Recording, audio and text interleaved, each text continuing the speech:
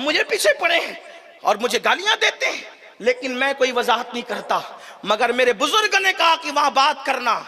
اگر کوئی یہ کہتا ہے امین القادری سید نہیں، میں قیامت تک اس کو چیلنج کرتا ہوں۔ اگر وہ گجرات میں کرنا چاہتا ہے، گجرات میں ہم سب سے بڑا آستانہ گجرات میں غوث پاک کے بیٹوں میں رزق اللہ شاہ کا مزار مانتے ہیں۔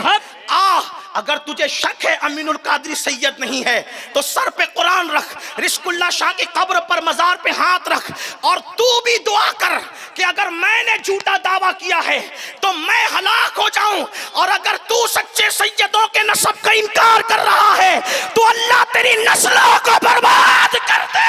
بے شک بے شک، حق حق حق حق۔ یہ اعلان تو میں نے بغداد میں بھی کیا تھا۔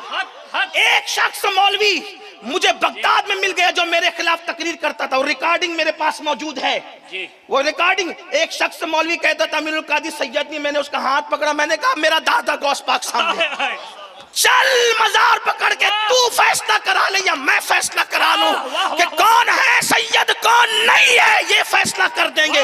اس نے کہا میں نے نہیں کہا ایسا، میں نے کہا تیری موجودگی میں کہا جاتا ہے، تو بھی کہتا ہے۔ اٹھ کے بھاگ گیا، ریکارڈنگ میرے پاس موجود ہے، واہ واہ، میرے پاس ریکارڈنگ موجود ہے۔ اب اس سے بڑھ کر میں کیا کہوں؟ موبائلے کی بات کروں غوث پاک کے آستانے پر، موبائلے کی بات کروں رزق اللہ شاہ، لیکن میں تم سے اپنی سیادت کی بھیک نہیں مانگتا، کیونکہ سیادت کا اصل فائدہ قیامت میں ہے۔ سیادت کا فائدہ دنیا میں نہیں ہے، قیامت میں، قیامت میں۔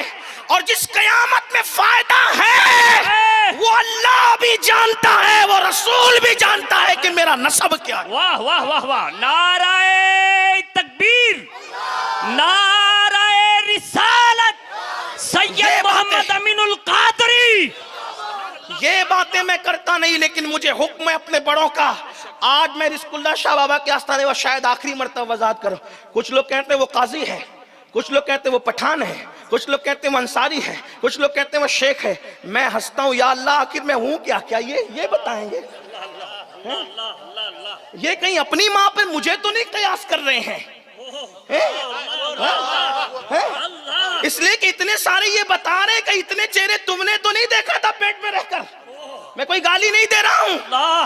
لوگ کہتے ہیں ارے ہمارے ڈاکومنٹس کا غلط استعمال کرنے والوں، سن لو، میں تو موبائلے کی بات کر رہا ہوں۔ اب بھی میرے پاس موبائل میں ڈاکومنٹس موجود ہے۔ میرے جد کریم کو قاضی شرع بنایا گیا تھا، اس لیے ان کو قاضی کہا جاتا تھا، قاضی شرع کی بنیاد پر، برادری کی بنیاد پہ نہیں۔ اور کئی گاؤں، سینکڑوں بلکہ ہزاروں ایکڑ زمین ان کو وقف کی گئی تھی۔ وہ میں نے یاسین باپو کو بھی بتائے، وہ کاغذات میرے پاس موبائل میں، جس کو دیکھنا ہے دیکھ۔ سینکڑوں ایکڑ زمین، ہزاروں ایکڑ زمین ہمارے جد کریم کو، ہمارے اجداد کو ہر دور میں دی، اورنگزیب کے دور میں، اورنگزیب ثانی کے دور میں، ہر دور میں دی گئی۔ اس کے کاغذات آپ کو دیکھنا ہے، آپ بھی دیکھ لیں۔ اگر آپ دیکھ کر ہی یقین کر سکتے ہیں تو آپ دیکھ لیں، مجھے کوئی پرابلم نہیں۔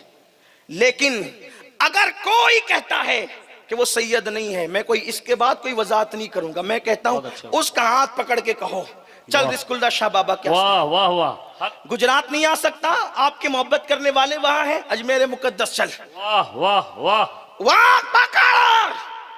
یہ لاف غریب نواز، سر پہ قرآن رکھ۔ اگر ہم نے جھوٹی سیادت کا دعویٰ کیا ہے تو تو ہم پہ لعنت کر، ورنہ ہم تجھ پہ کریں گے، پھر دیکھنا اللہ لعنت کس پہ برسا۔ موبائل اگر یہ کہے کہ اجمیر شریف میں بھی تیری محبت کرنے والے، اگر تو کہتے وہاں بھی محبت کرنے والے، تو کعبے کا قلعہ پکڑنے چل کے، اس سے بڑھ کر کیا کہوں؟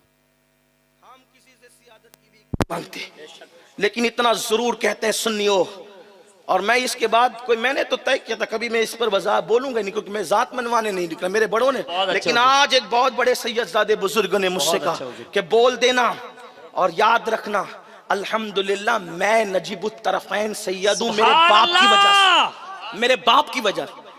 میرے دادا، میری دادی حسینی سیدہ ہے، میرے دادا حسنی سید، میرے والد نجیب الطرفین ہے، ہاں، لیکن جب تک انسان رکشہ چلاتا رہے، آٹو چلاتا رہے، گاڑی ڈھکیلتا رہے، تب تک اس کی سیادت پہ انگلی نہیں اٹھتی. لیکن جب اللہ اسے عزت دیتا ہے واہ واہ واہ تو اس کو گھٹانے کے لیے اس طرح کی باتیں کرتے. اور وہ بھی مالیگاؤں کے وہ چند حاسدین، وہ حاسدین کے کہنے پر، مالیگاؤں کے وہ چند حاسدین جو مولا علی کو سید نہیں مانتے، اللہ اکبر. ان کے کہنے پہ یہ میری سیادت کا انکار کرتے ہیں.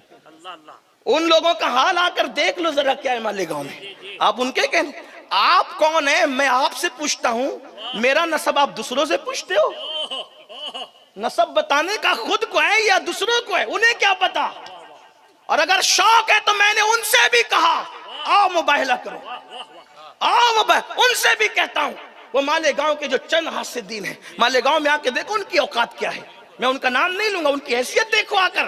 یہ مولانا آ کر دیکھ چکے ہیں فقیر قادری کو خدا نے کیا دیا ہے اور ان کو کیا دیا ہے. حسد کا کوئی علاج ہے؟ اس پر باتیں کرتے ہو.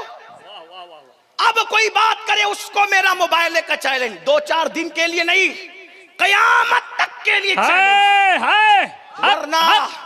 ورنہ وہ حدیث رسول سنے، میرے آقا فرماتے ہیں جو میری اولاد کا حق نہ جانے وہ 3 میں سے کوئی ایک ہوگا. تم کون ہو 3 میں سے ایک؟ ذرا اس کا اندازہ کر لو. میں نہیں کہتا کون ہو، اس کا اندازہ کر لو. بات دور نکلی. میں عرض یہ کر رہا تھا اللہ اکبر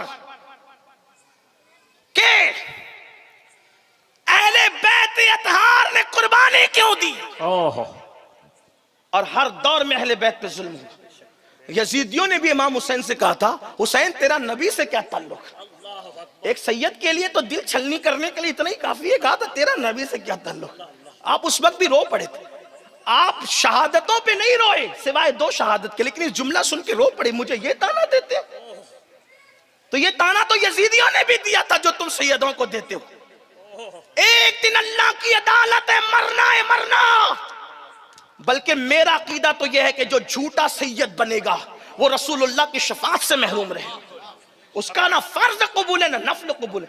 یہ گاندھی کی آندھی چند سکوں کے لیے کوئی شفاعت رسول سے ہاتھ دھوئے گا؟ ہاتھ چموانے کے لیے کوئی رسول اللہ کی شفاعت سے دور بھاگے گا؟ کیا کہتے ہو ذرا سمجھا تو کرو.